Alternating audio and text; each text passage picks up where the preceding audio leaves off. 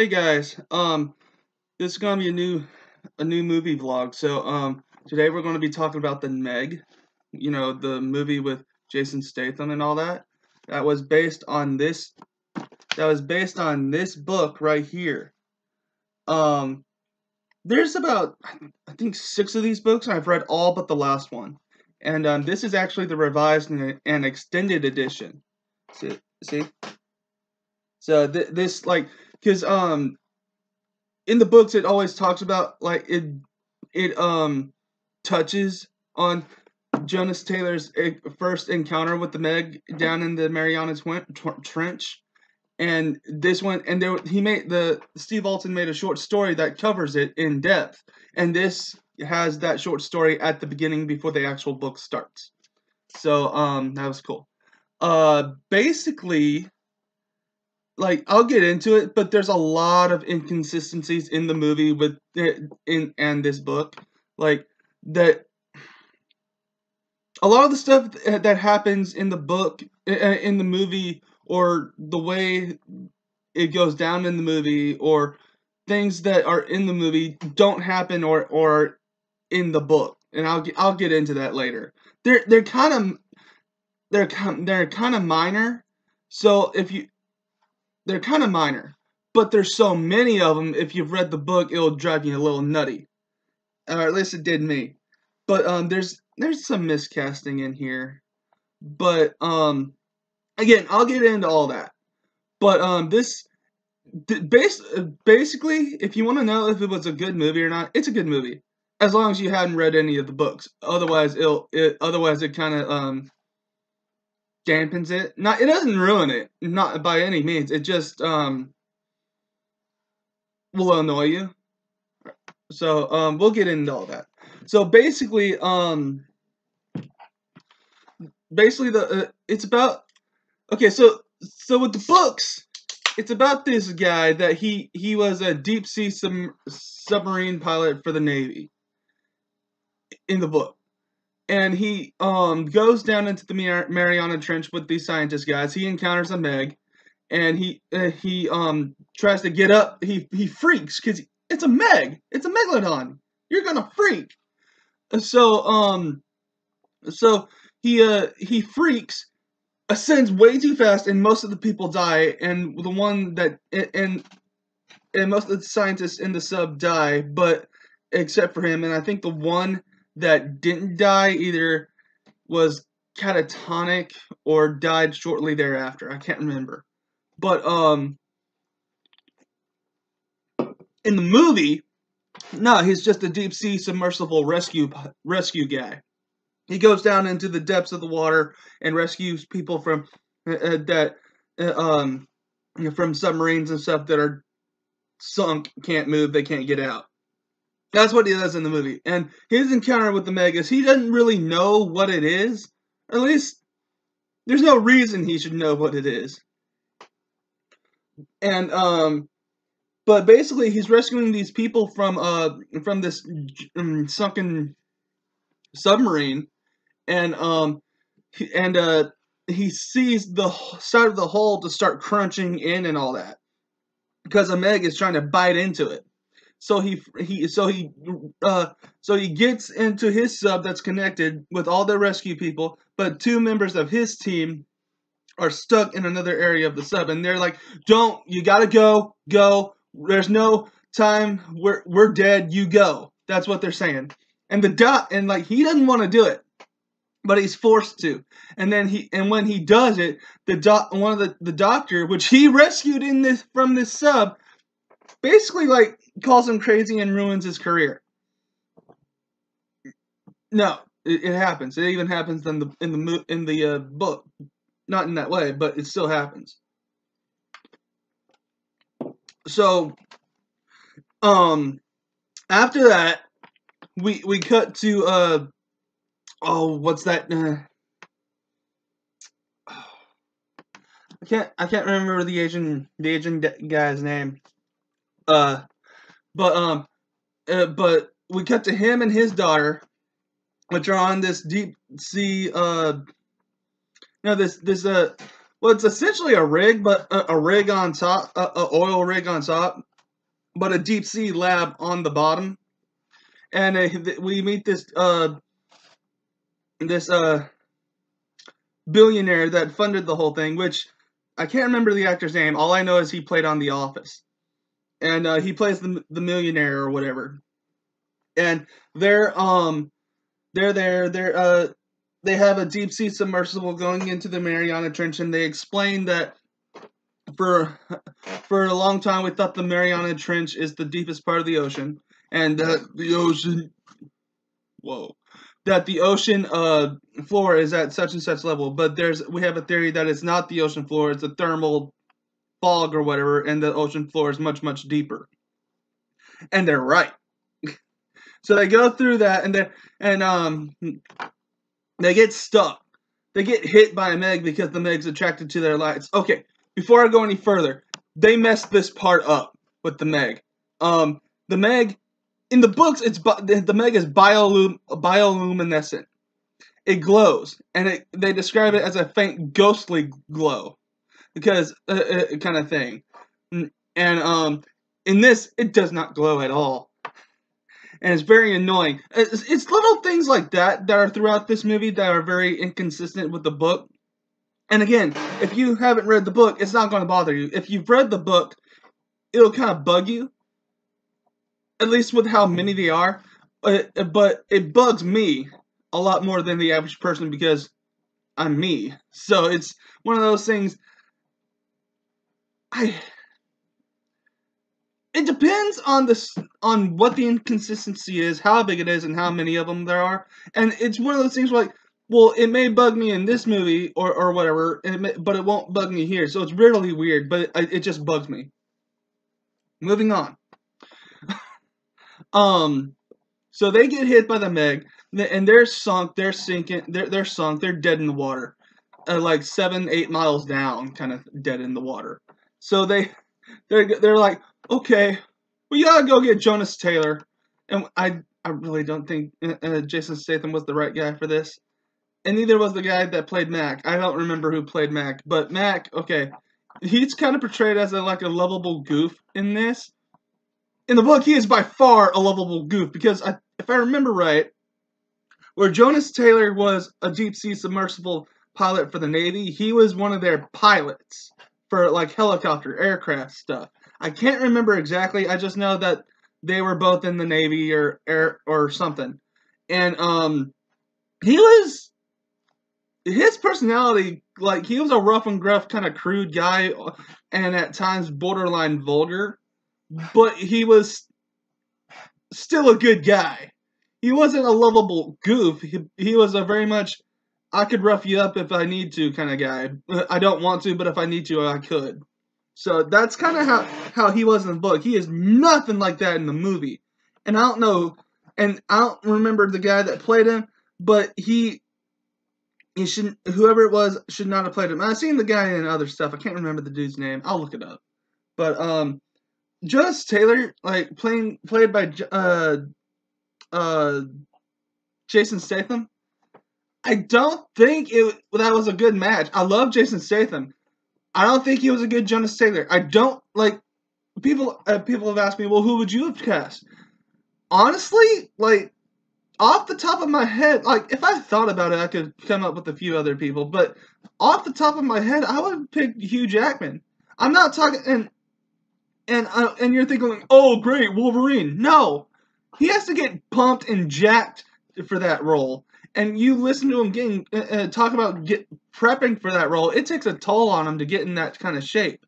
Jonas Taylor was not like a huge gruff, ripped guy. He was just an average guy that did average kind of built guy that went down in that piloted submarines. You don't have to be huge and ripped for that. I would have had just Hugh Jackman in somewhat decent shape play that role. That's what I would have done. So, yeah, like Hugh Jackman, I think could have played that role a lot better. But they even do. I don't remember exactly, but I feel like they do some things in this movie that happen in other books. I'll get into that. I could be wrong, but again, it's been it's been a while since I've read all the books. So, basically, they get Jonas Taylor back from Thailand because this is where this is taking place. It's like in Korea, China kind of area. Well, I guess it's more like China Sea or something. But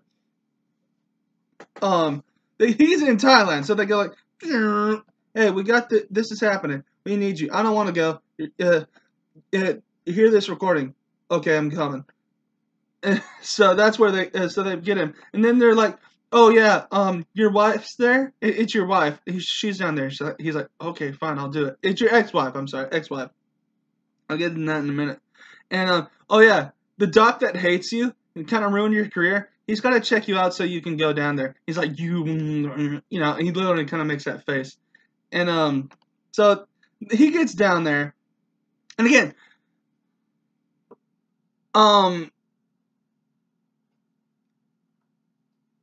I could be getting the books mixed up, but I'm pretty sure he's married.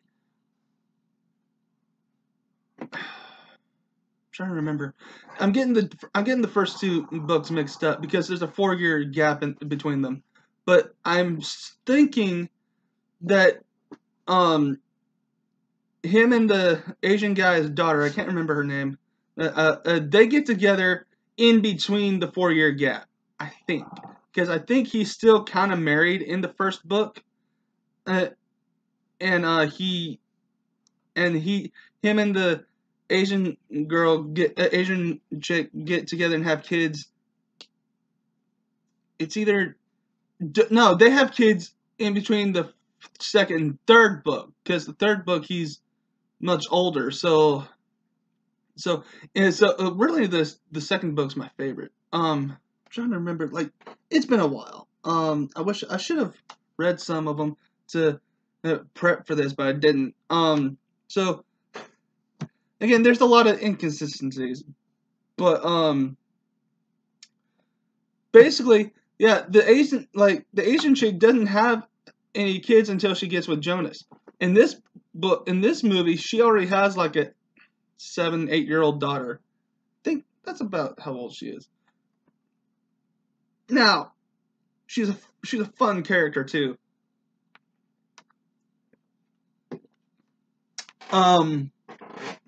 So he gets down there and like we're given no indicate. Like, okay, in the books he went from after this happened, he went from a deep sea submersible pilot to basically a scientist giving lectures and stuff on the subject of Megalodon.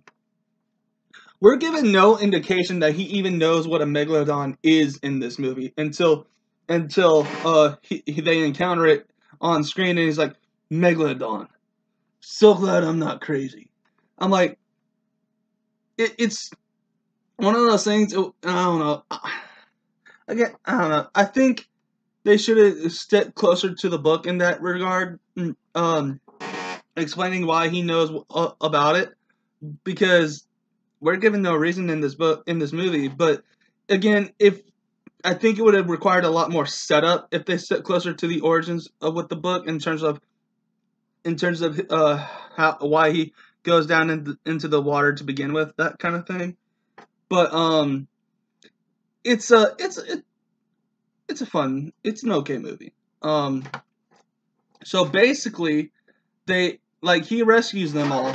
They get up through the thermal stuff and they realize that the Meg followed them because a thermal vent shot up through the cold icy layer, and it provided basically a highway. So the Meg gets out and they start chasing it. They get their butt kicked, essentially. They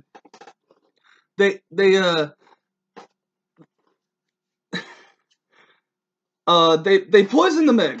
They poison the Meg. This is another movie. This is another part that I seem to remember more in the second book than the first. I could be wrong, and I very well could be wrong because it's been a long time since I read the first one. But they get the Meg, and they get the Asian guys. I can't remember any of their names. Uh, the Asian chick into this unique clear plastic cylinder shark cage, which they said no, it's impossible to break. And I remember that, and I remember them saying that in the second book about this thing. So I remember it for sure being in the second book. But when that happened in the second book, it was more because this in the book it was more this woman was a journalist and she wanted to get pictures essentially. That's what happened in the book. But anyway, um so no, it won't break, but he can swallow it.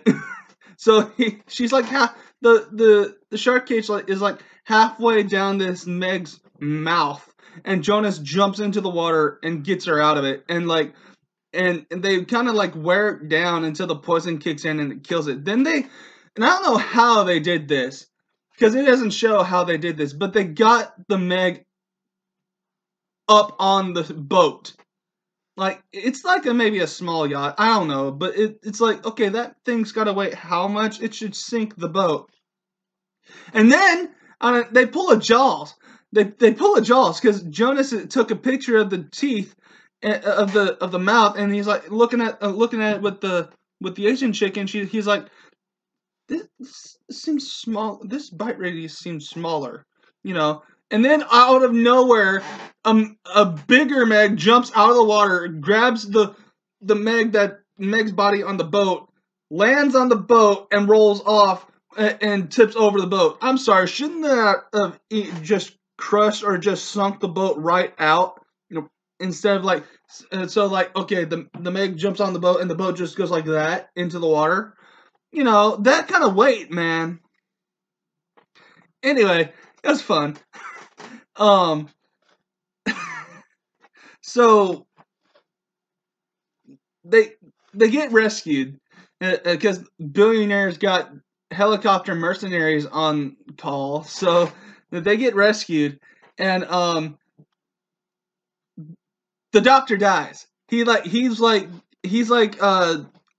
distracting the Meg, so this engineer chick that designed the whole research station, which I can't remember what this actress's name is. I just remember the two things I've seen her in before this. One was the third Triple X movie, and then the other series was Batwoman on WB.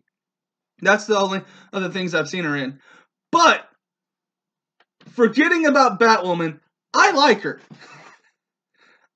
She was a fun character in those other two movies. So, forgetting about the elephant in the room, essentially, in these other two movies, she's actually pretty good.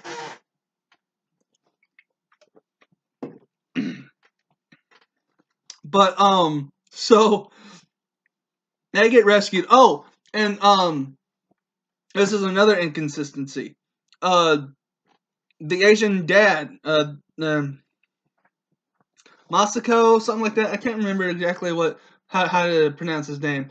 He dies because he gets injured in the wreck. So he dies, like on the rescue boat. So which I don't remember when he died, but I seem to remember him still being around in like the third or fourth book. And like in the third book, Jonas is in his like early 60s. So it's like he's around a while, because in the first book he's like in his 30s or 40s, I think. I can't remember exactly, but I'm pretty sure. So so like he doesn't, like, the grandpa doesn't die at least until like the third or fourth book. But he dies in the first movie. That's an inconsistency right there. So let's see. The Big Meg starts going to this. No. Before that, like the billionaire just shuts the place down. He's like, we got to call in the whatever Coast Guard or whatever and let them know about this stuff. So like we can't work right now. So he shuts them down. While he himself goes with his mercenary buddies and tries to hunt the thing down, and they end up killing a whale. And then he realizes the Meg's right below us because we tagged it. And so he's like, we gotta go. So they book it on the ship, and the sudden acceleration makes him fall off the boat. And he tries to climb on the whale, and the Meg eats him. Let's see. So Jonas and group figure that out, and so they chase it to a beach, like. The beach, the Meg is like in the shallows of the beach essentially. And he's chowing down like buffet time. And this is another thing they tried to pull from Jaws, kinda. Is like there's a kid talking to his mom that he wants to go back into the water, and she finally is like, okay, go back in the water. And he gets caught in the group that's about to get eaten by the Meg because the Meg like circles this small area after the chaos happened, and like chow time. Then the Jonas and company drop this microphone into water that sounds of whales because he'll eat whale, and which I hear is pretty good. So the Meg steers off, right, and they fight with the Meg in the submersibles, and okay, apparently they killed the Meg in the same way in the book, and I still say this was a stupid idea. I don't know why they thought this was a good idea. I don't know why Steve Alton thought this was a good idea. But so Jonas's sub gets side of the sub gets messed up, gets like damaged or whatever. So there's a piece of metal like sticking out like this. And he's just like, I'm gonna make this thing bleed, and then like rams, charges the shark, steers off. That way, the piece of metal like skews the side of the Meg like from mouth to tail, and all that. And then the Meg turns around and catches Jonah's sub in his mouth and starts to clamp down and like destroy the sub. But he gets out of the sub, and okay. This I specifically remember from the third book, but done differently. Like instead of anyway,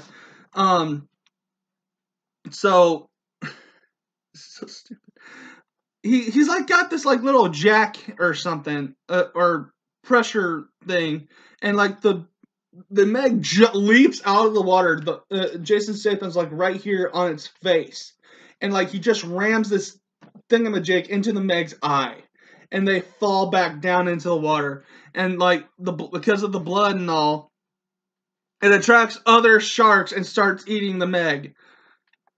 Now, I'm pretty sure if you have a predator that size, normal predators aren't going to go around regardless, even if they have numbers on their side.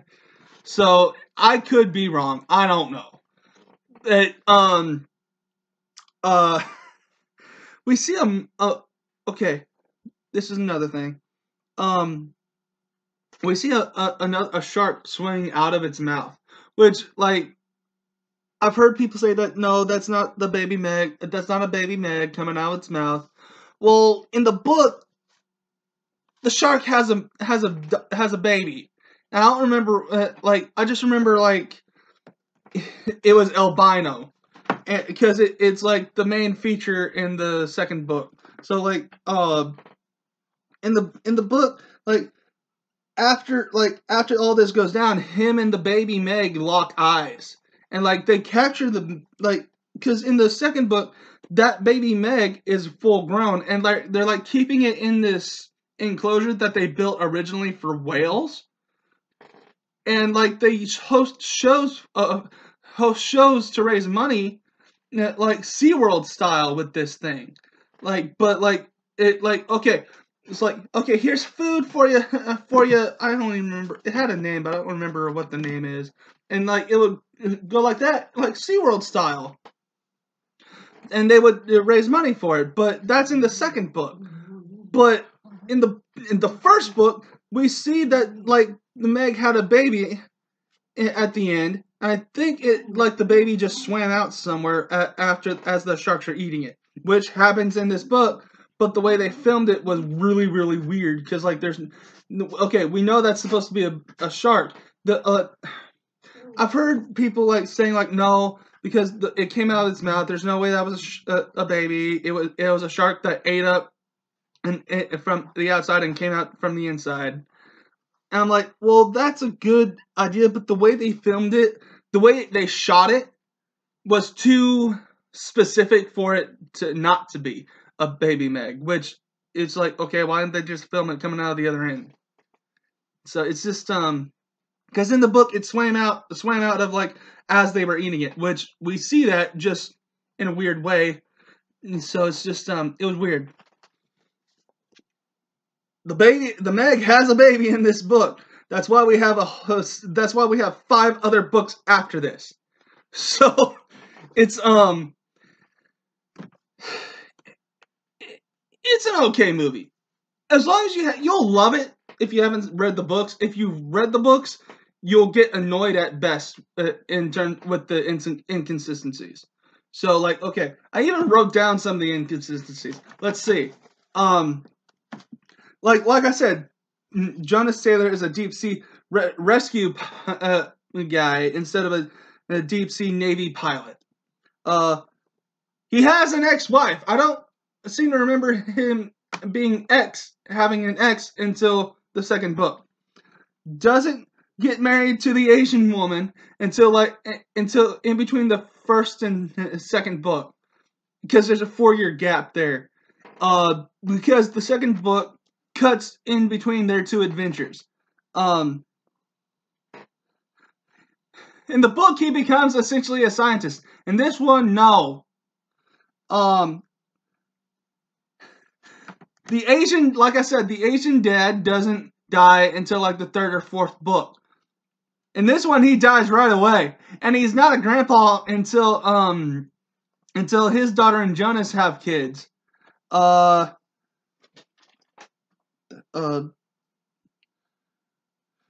yeah, like I said, in the book, the Meg was bioluminescent. So you didn't see her so when she started coming, you wouldn't see her. You would see her ghostly glow first until you could actually make out what it was, because they describe that a lot in the books.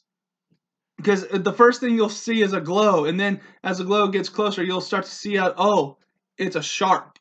You know, a big shark. You know, they didn't have that in the movie, and they very specifically make that a thing in the books. Anyway, The Meg was a fun movie. You'll love it if you haven't read the books, like I said. If you read the books, there'll be a few things that'll annoy you. It won't break the movie, it'll just be, oh, really? That kind of thing. Anyway, that's all I got. Love you guys. Wildman out.